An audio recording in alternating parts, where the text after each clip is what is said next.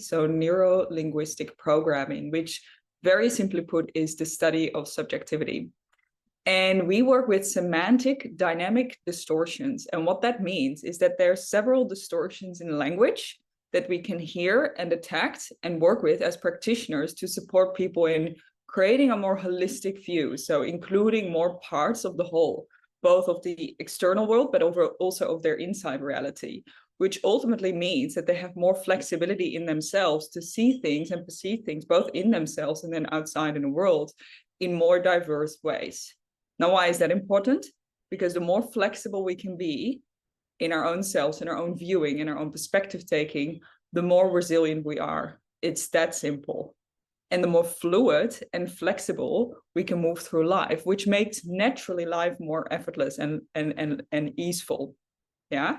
So today I'm going to talk through 11 semantic distortions that we've defined, and also from NLP research over the years and years and years, as to what we hear in language and what we want to detect. And the reason I want to share this with you is because you can, in your own time, start to see these semantic distortions in your own language, whether you say them out loud to someone else. So when you're talking or in conversation with a friend or a colleague or a family member, and you're actually speaking, you can hear yourself speak and hear these semantic distortions. Or when you're by yourself, you might be in the shower, you're cooking a dinner, whatever, there's no one else around, and there's a voice inside of our head constantly talking. Have you noticed that? There's this voice that's constantly talking, yeah? And we can hear the distortions in that voice as well. Even if there's no one around, we can hear our own talking. And the more we can hear our own talking, the self-awareness we have around that, with like a gentle, effortless viewing, yeah? It's not sort of like, let's look at all these thoughts and focus on them, which creates more friction in the system, because the more we focus on it, the more it actually starts to become alive, and it becomes this real turbulent thing that sometimes can happen. It's more of a gentle witnessing and an effortless, gentle witnessing as certain thoughts and perspectives are arising. And any thought, any perspective that is arising is simply energy, emotion. So we speak to emotions in the body, so emotions, as energy in motion.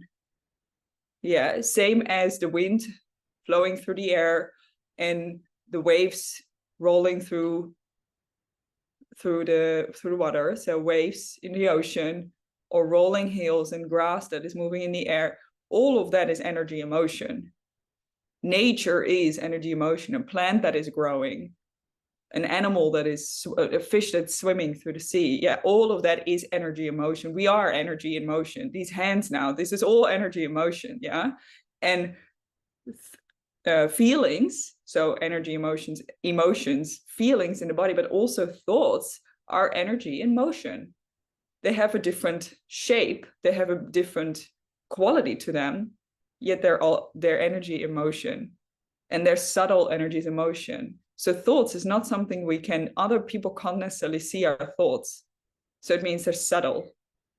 Yeah, this hand is gross, like I can touch it. Is what we call gross reality, relative reality. We can see it and touch it. Subtle to energy emotions is not something we can necessarily touch or see. So it's a subtle perspective, and it's ours. Yeah. So we're going to talk to these semantic distortions on these subtle perspectives, on these energies in motion in real time, and how you can start to learn and detect both in yourself and in other people with permission, but mainly in yourself. That's what we're here for, to really start to see some of these semantic distortions. So I'm just going to bring them up in a moment. So we're going to go through these 11 semantic distortions to bring awareness to for you in real time. The first one is projected referential index. So we use pronouns, and you can hear it in my language. We use pronouns, which is an example of that. You, we, us, when referencing self. So, for example, the way we can hear that, particularly in retreat settings, but also in one-on-one coaching settings, is where someone says, you feel really terrible in these kind of situations. You know how everyone is, yeah, X, Y, Z. I was like, oh, well, you or me? That's true for you, it sounds like. And it's really important to really get into the habit of start referencing the self. So that can either be through the pronoun, using the pronoun of I I see it this way. I feel like this. This feeling is arising in me in response to this. So nothing outside of us can cause us to feel something internally.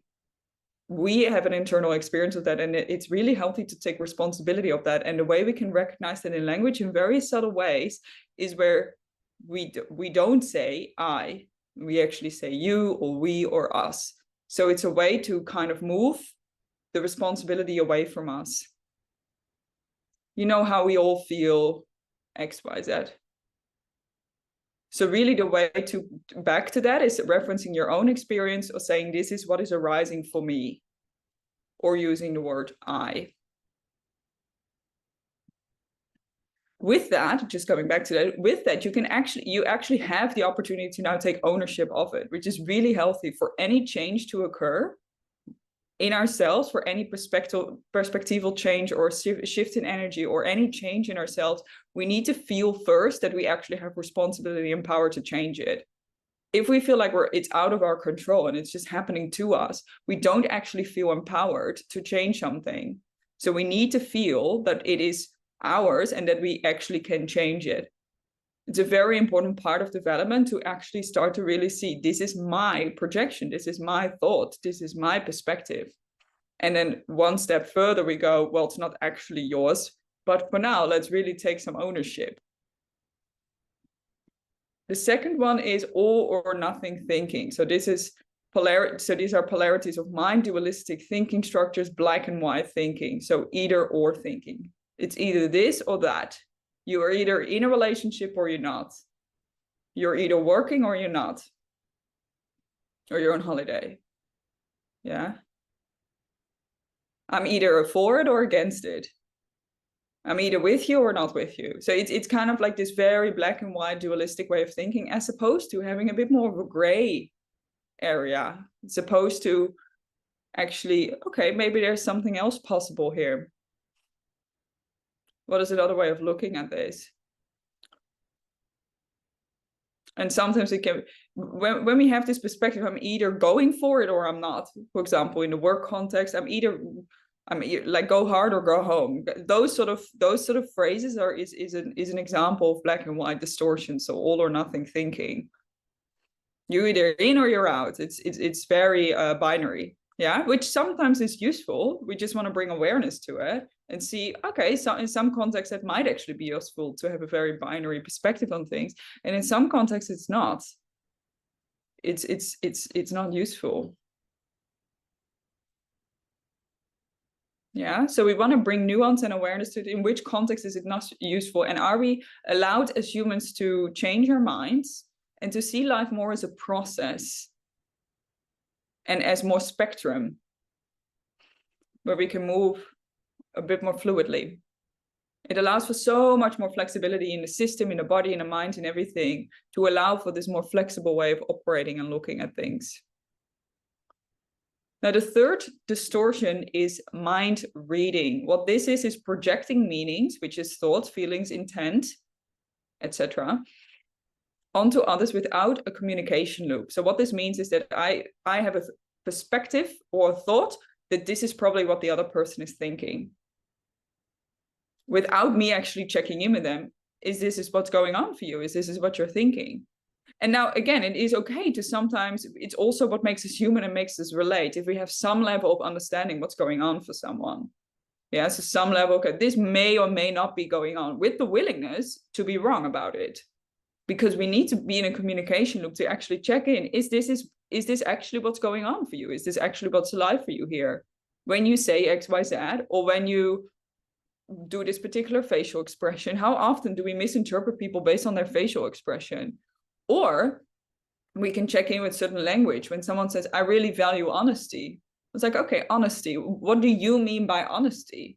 And then they go on and describe, this is what I mean by honesty. This is what it looks like. This is what it sounds like. This is what it feels like. And it might be different than your perspective on honesty. I feel really stressed. I feel anxious. Okay, let's check in here. What is stress? What is that like for you? It might be very different to what it's like for me or for someone else. And we have these anxiety, stress, depression, all these, particularly those labels and concepts is what I like to really pull apart with people, because that's where for a lot of people, a lot of friction sits. But also in the workplace, I think we should really hurry with this project. Okay, when you say we think that we should really hurry with it, what do you mean specifically? And what are you talking about? Instead of, yeah, oh yeah, okay, but we need to hurry. And I know exactly what you mean by that. Yeah, and there's a healthy level of understanding other people and having some level of empathetic capacity to be able to read into people's mind a little bit, mind reading, with the willingness to be wrong. And if we don't check in often enough, it's very likely that our communication loop somewhere is broken and that we somewhere misinterpret one another. So it's really important to keep checking in with one another. Is this really what you mean? Can I just check in with you? Is this really what you mean? My understanding and perception of anxiety is this and this and this, because this is the experience that I've had with it, or this is the people that I've seen with that. So this is my reference point. What is yours? We go through so many experiences in life, all of us, so many different experiences. There is no way that we're going to see it the same way. There's absolutely no chance. It is actually a miracle that we even are able to communicate and exist somewhat harmoniously on the planet. It's actually a genuine miracle. If you really start to think back of how different all of our experiences are, how different our interpretation of those experiences are, how we all live in such a completely different reality. So keep this in mind when you communicate with someone else. Is this really what's going on for them? Well, we don't actually know until we check in. So this is the fourth one, quadrant pathologies.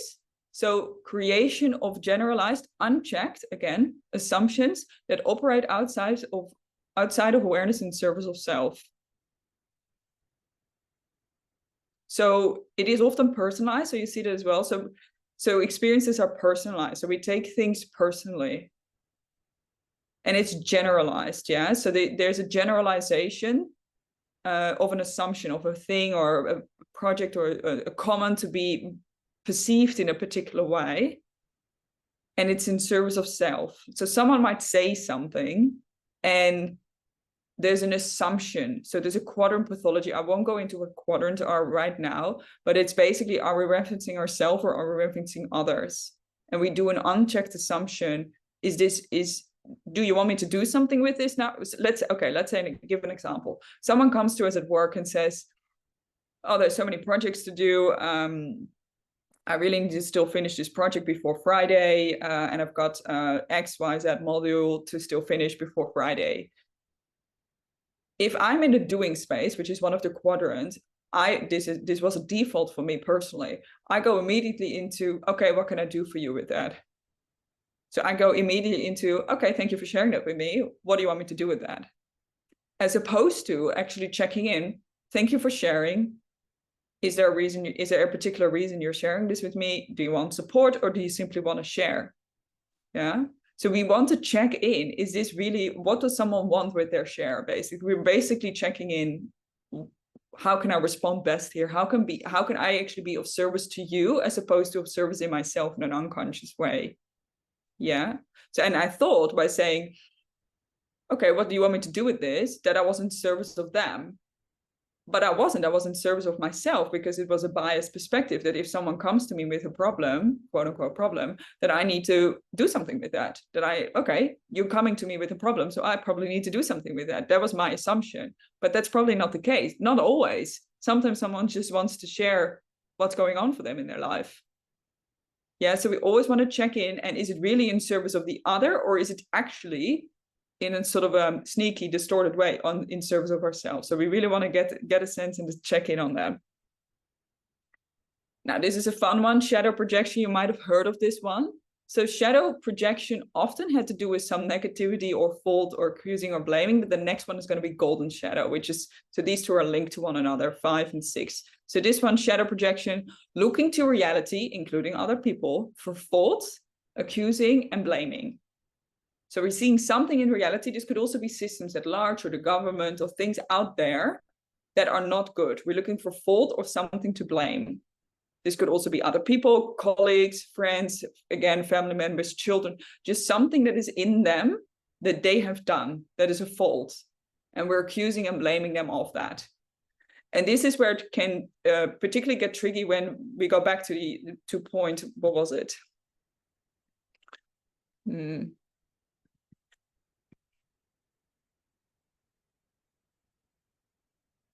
Mind reading and then shadow projection. It can get quite dynamic, yeah? Are we mind reading or are we projecting our shadow? And we want to get really clear. Shadow projection often get recognized in a way where we feel some level of energy in our own system around it. So frustration, annoyance, this person always is so late, whatever. Yeah, whatever the frame might be, or this person is really selfish. Okay, interesting. If I have a sense of that person is always really selfish, and listen to the word always, that's a generalization. So it's shadow projection, but we can get more subtle than this, but for now it tends to be more generalized. The whole government or the whole of the US. Yeah, so it's more generalized. And yeah, we see some sort of fault of blaming it. And it's like, okay, if I see her as selfish always, where is that actually living inside of me? So shadow projection, the way we can work with that is really the moment we notice ourselves doing that, we can come back to ourselves. Okay, interesting. How is this actually living in me? How am I either living this myself? So I'm actually really selfish myself, potentially. Yeah. Or how am I not allowing myself to be that way? So I'm constantly just giving to others and I'm not actually creating space for self. And of course, it is important to have space for self and to have space for others in a healthy, dynamic, balanced way. Yeah. So we're kind of looking, where are we accusing other people and blaming other people for particular behaviors, traits, anything that we might see, and how is that actually living inside of us? Because the only reason we can see it in another is because it lives in us in some way. And then we're going to go to golden shadow projection, which is the same idea, but it actually is an over idealization. So it's some sort of projection onto someone else or something else. So reality, including others in it, where we actually over idealize. So we project positive, quote unquote, positive traits onto other people. This person is such a good public speaker. I wish I had that level of charisma, for example. Oh, well, in order for you to be able to see that, it needs to live inside of you. It's the same with the other. Yeah, in this case, it just tends to be the more positive qualities. And of course, we know there's no such thing as positive and negative, but for now, we're just looking at it through those frames to make it clear and have an understanding what we're working with here. So the moment you see a positive quality, an over-idealization, think of the classic guru syndrome, or teachers or parents or certain friends where we look up to, it needs to live inside of us. There's no other way. That if we see that in someone else, it needs to be present in us. Otherwise, we wouldn't be able to see that. And so then we can also start to bring those positive qualities back into ourselves, take ownership of them, and actually start living ourselves from that place, which is a quality of actualization, of empowerment. Yeah. The golden shadow piece is particularly very important if we're doing any awakening work or any cleaning up work or any therapy kind of work, because it tends to, we project our negative qualities. In other words, in our own self system, we've turned away from those qualities and projected onto someone else because we don't actually want to deal with inside of ourselves. So both of these, particularly 5 and 6, are very important distortions that we want to be aware of. And it's very easy to recognize in our language and in our somatic system, which is any form that something or someone out there has a particular quality or trait that we either admire, so we either like it or we don't like it. It's a very simple way of looking at it. So if you hear yourself saying the words like or dislike, there it is. Yeah. Point 7, external causality. So looking for causality of emotional outside of oneself or others.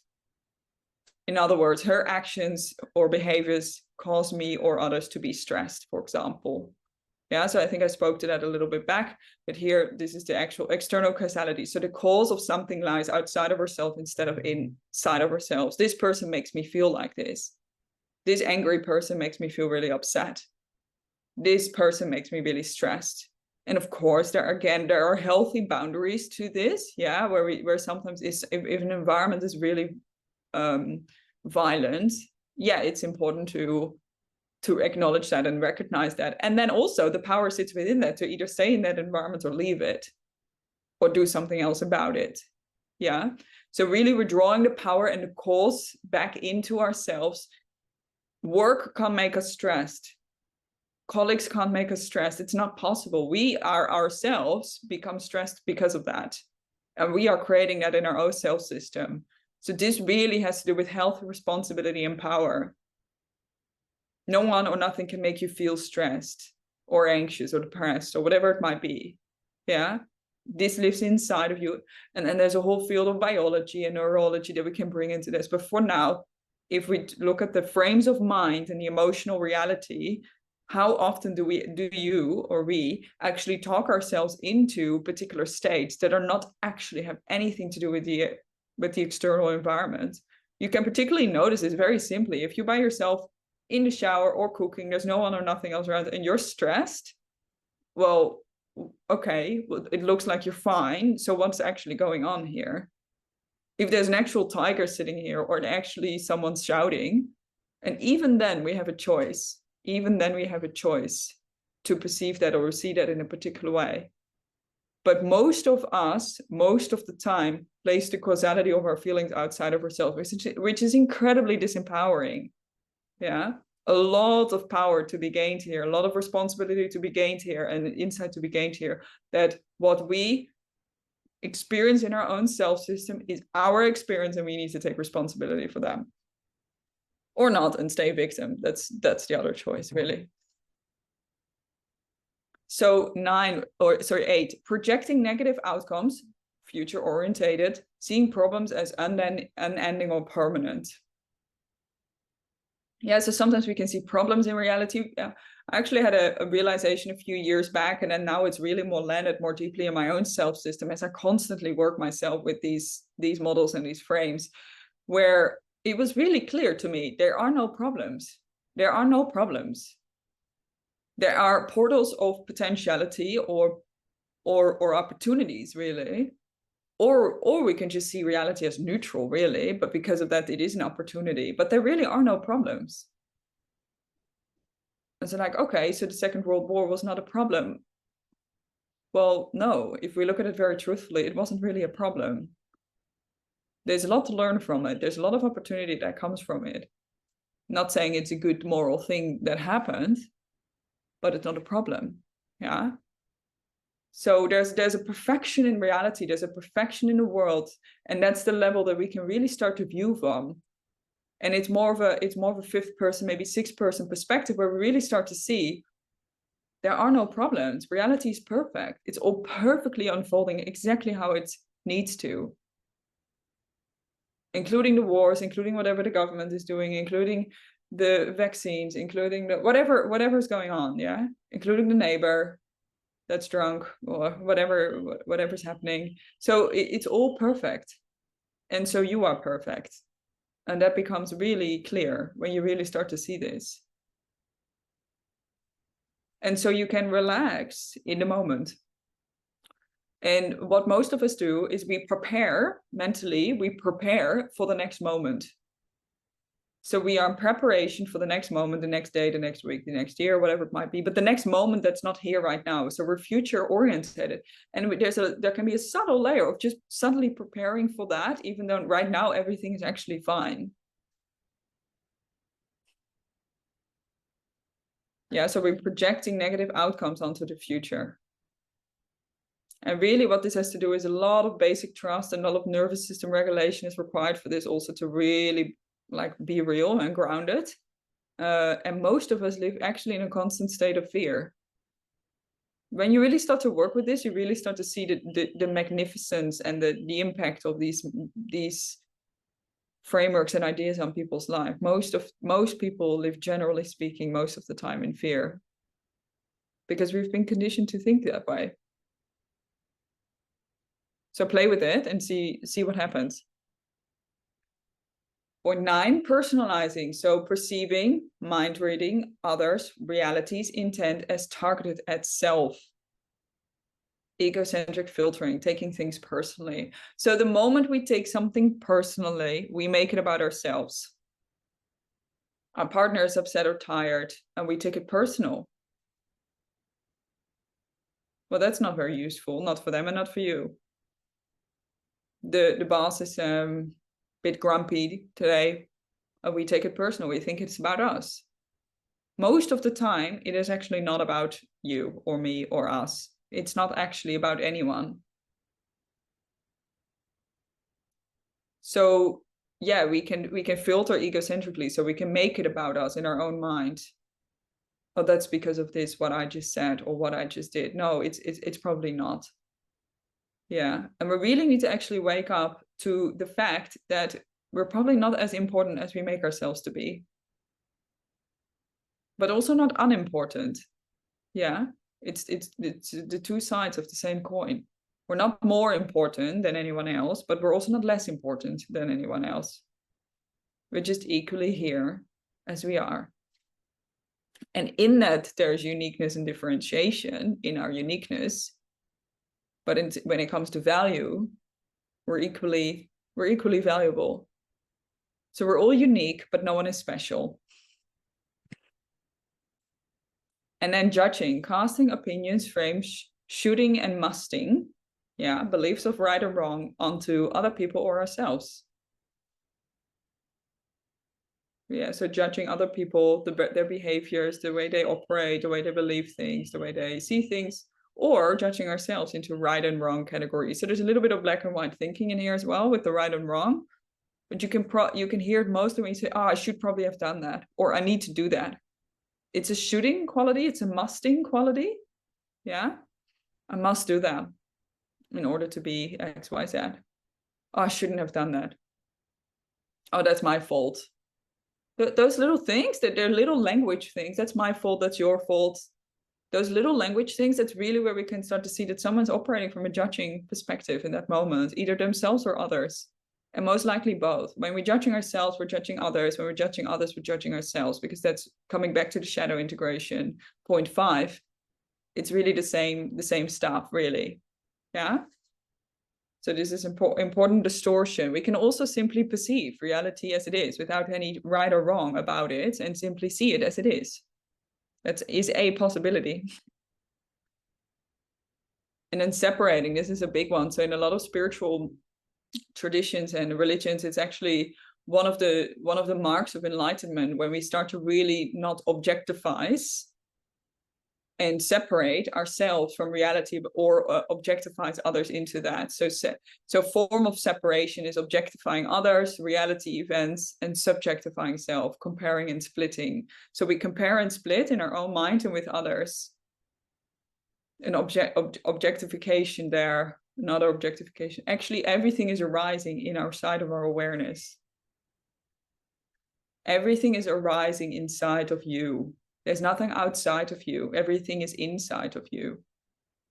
Nature, the trees, this voice speaking, the car just passed by, your mom, your dad, your children. It's all happening inside of your awareness.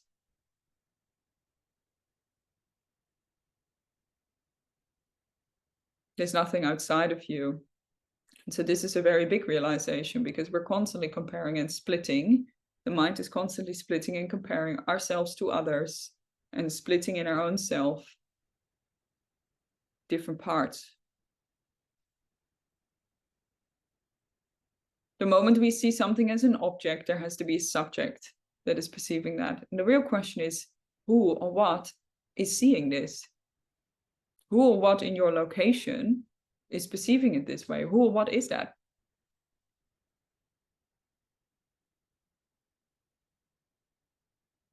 This is quite, maybe you understand it on a certain level, but to really embody this and then disembody it, because it's just true, and to really live this and be this, yeah, it requires a lot of self-work. I'm not there yet. This is real. This is like enlightenment, this state, to have without separation. Really seeing an experience as if everything is arising within you. And into today's world, there's so much to include. There's planes, there's social media, there's AI, there's TikTok, there's all sorts of things going on. And all of that is arising within us. That's a lot. Yeah, so to not objectify anything and allow everything to sit within our awareness. Yeah. And what it requires is a real cleaning away of everything that we take ourselves to be that we're actually not.